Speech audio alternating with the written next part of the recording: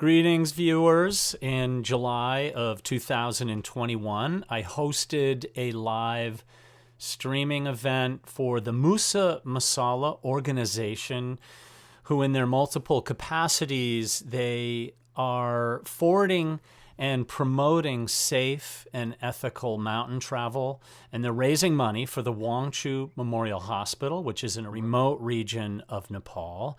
And so this free event that we streamed, and parts of it, much of it was pre-recorded, many interviews, we put together on our own time.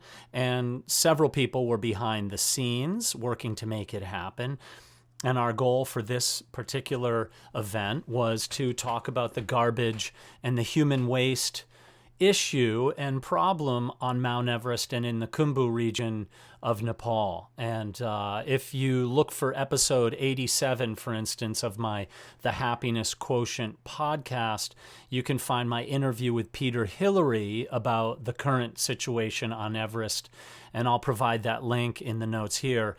What I want to do is take a few minutes in this video to reply to some of the many comments that I received in the video. And now let me also say that as of now, the video has 43,700 something views.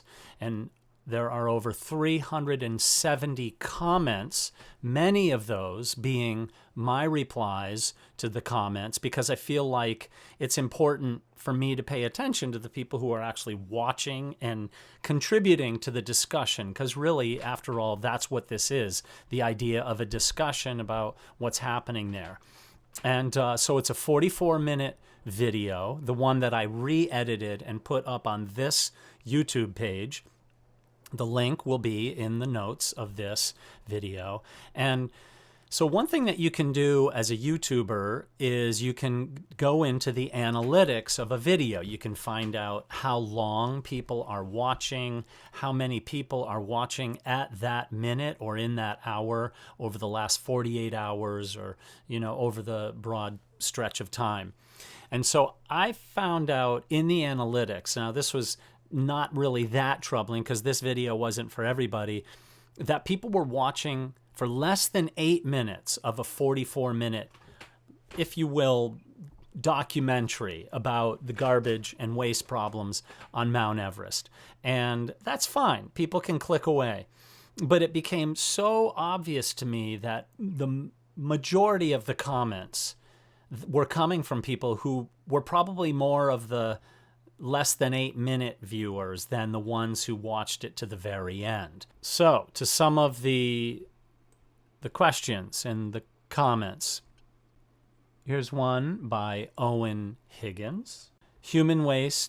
The human waste dumping is disgusting. Anyone climbing up Everest should be ashamed of themselves.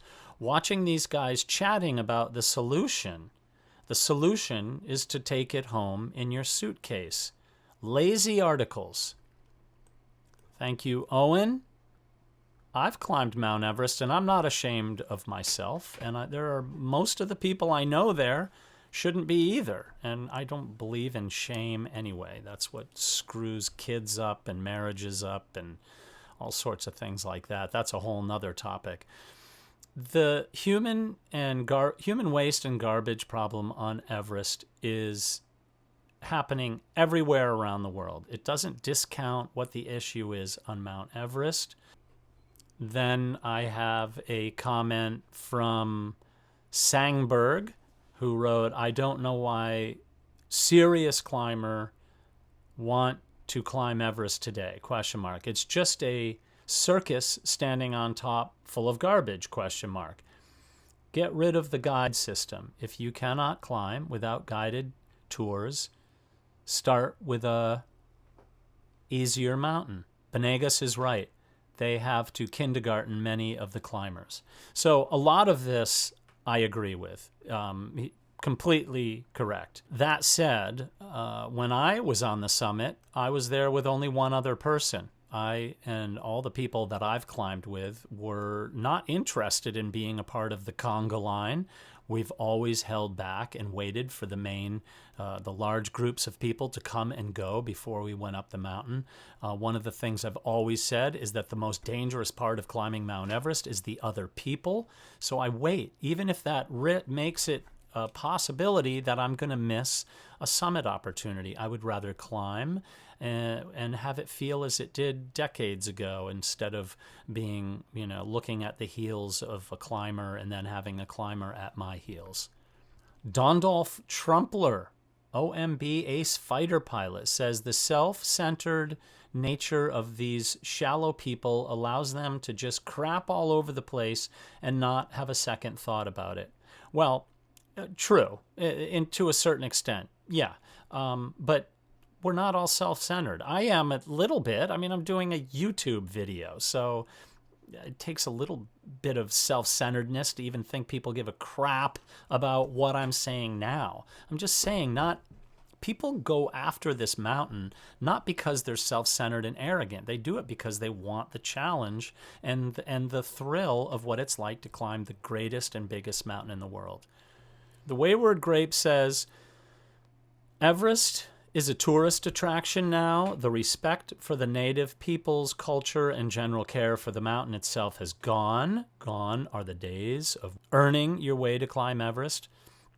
For example, actually climbing from 7,000 to 8,000 meter peaks and honing the craft of mountaineering, learning through pain and blood. The respect for the sport, more mentality has gone too. No longer do you have to prove yourself. You can simply pay for a guided tour to the top. You're absolutely right, Wayward Grape. That is very true.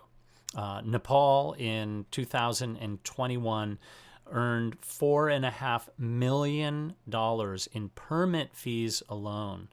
And that is a lot of money. One of our guests in the video, and you can find the link about it, speaks strongly about how there are too many permits being awarded to climbers each year, and that some of the guiding services are being given way too many permitted climbers. More than 150 climbers for a guiding outfit is absurd.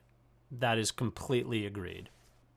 Okay, this is a fun one. Some guy named Scully Boy had a comment about me, not the video, but apparently he took umbrage with my head nodding a lot. Scully Boy, sorry, bro, I gotta say it. I love the show, but you gotta start moving your head so much. Period, 4 exclamation points. Okay, so that's interesting. I got so dizzy when you were talking to Sir Edmund Hillary's son, 4 exclamation points. I'm not a fan of more. If you're going to use an exclamation point, use 1. Use 1. What does 4 mean? Does it mean 4 times? Like, come on. I did come up with a new scam, though. Cute. I bet my son, who he could cover your face with his hand during that interview, and I could guess every time that you would be nodding your head up and down. Of course, he's only 10, but it sure was fun. Of course, he ended up trying it on her sister, and then they watched the whole interview. Then they realized it never stopped moving. 1, 2, 3, 4, 5 exclamation points. Nice. Just messing with you. Thank you for the show. People will start picking up after themselves. It is truly heartbreaking. Well, thanks for veiling the complete, just absolute rank of me with a comment at the bottom that kind of is nice. Let's get the kids on it, hun. Then veil it with a compliment at the end. So anyway, I deleted that. Scully Boy is gone. I deleted it and actually blocked him because he kind of came back after me. All right, so this comment took issue with the fact that I would not name the company or companies that were known to be leaving equipment high upon the mountain. So that sly bee said, name the company. How can you say they need to be called out and then not sharing your info? Because you don't want them to get hate, hypocrite. Okay, that sly bee. Here I am having a discussion with someone named That Sly Bee. Your anonymity is secure. Now, I don't know one damn thing about you except for we can pretty much assume you don't know much about spelling and don't use spell check on your computer. And so, Yeah, thank you for dropping by. And the reason I didn't share the names of the companies is really pretty simple. One, I do know of some of the companies that are leaving their equipment up high in the mountain, but I don't know if they're the only ones, and I also don't know if that was just one example or one time. So if I name one company, how responsible would that be of me for not naming all of them? So this is a free program that we're doing for people. And so, I don't have months to do a huge investigative report. It's just not what the purpose of it was. So I'm going to leave that for other people to do that. And also, this is a benefit for the Musa Masala organization. And so I'm not here to call people out. I'm just trying to tell you about the problem. If you want to know who they are, look at the people in the middle of the program who you probably didn't even get to anyway. Maybe you did. And email them. Next up, Tim Bates. Be still, you twitchy man. Video is unwatchable. When guests talk, freeze. Thanks, Tim, for your pithy observations. Just to let you know, yes, I've heard this comment a few times. I have been told that I move my head a lot. When you do a Zoom call and then you're interviewing somebody and recording it, basically what happens is Zoom, at least in my settings, Zoom records just the video of the person speaking. And so up in the upper corner is the tiny little box of me listening to somebody that I've invited to take time out of their day to share their experience and their knowledge of whatever it is I'm asking them about. And so instead of going, which sends an echo reverberation back into their earphones or their computer, thus stuttering what it is they're trying to say, I keep silent. And so in my small little corner, I nod and let them know that I hear them and either agree with them or disagree. And I'm having a reaction, as if I would do if I'm in a room with you. So yes, I do nod my head a lot. And then, since this was the nature of this streaming program, some of the interviews did not cut to a close-up of the person I was interviewing. So people got to see me going, Anyway, so it's a good comment. It's true. Absolutely right. I've learned a lot. Thank you. You don't have to come and rip me a new one and call me twitchy man. Like, I appreciate it. I really do. I am actually changing the amount I nod when people talk to me. But then some dude named Justin Arsenal jumped on the bandwagon. Hey, Colonel Sanders 2021, chill the F out. And now that brought a laugh. I thought that was pretty funny. And then before I deleted this comment, I said, oh, it's so nice of you to stop by and leave your vileness here for all to see. Justin Arsenal, what a nice legacy. Let's hope your kids take on their mom's qualities. But he jumped back in with, listen, you tree hugger.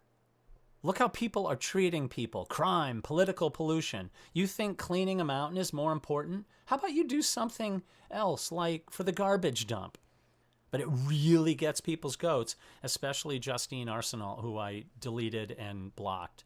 And so had a good one. Had this one from Pat Berg. Thank you, Pat.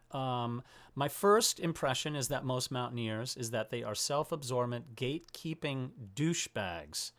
This trash problem kind of validates that.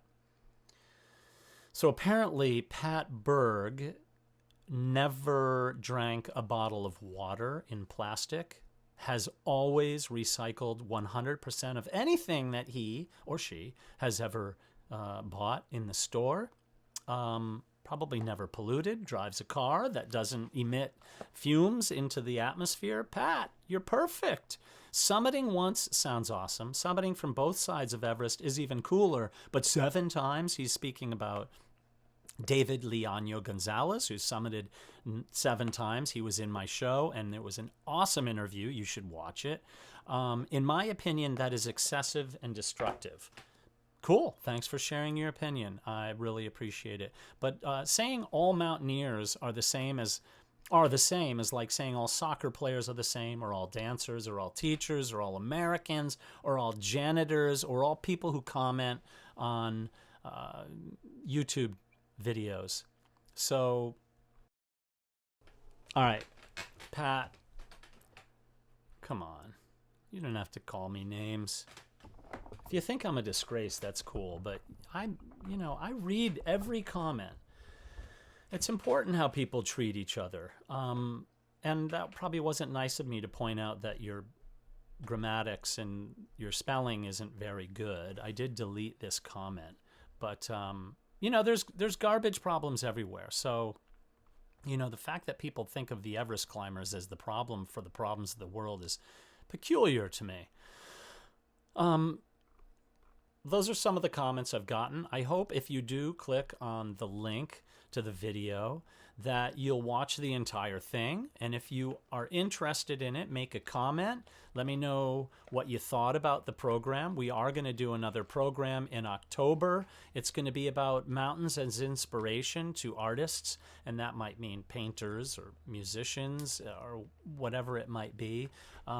This is a program, a series that we are donating our time to the Musa Masala organization. Check the links below this video. Click on that website of Musa Masala. Learn about them. Learn about who they are. There's a lot of people who care deeply about what is happening in Nepal, about the mountain, about the garbage problem and the garbage issue. So the majority of the people, thank you for stopping by. So thanks for stopping by. I appreciate it. There will be more videos coming soon on this YouTube channel. I thank you for taking the time.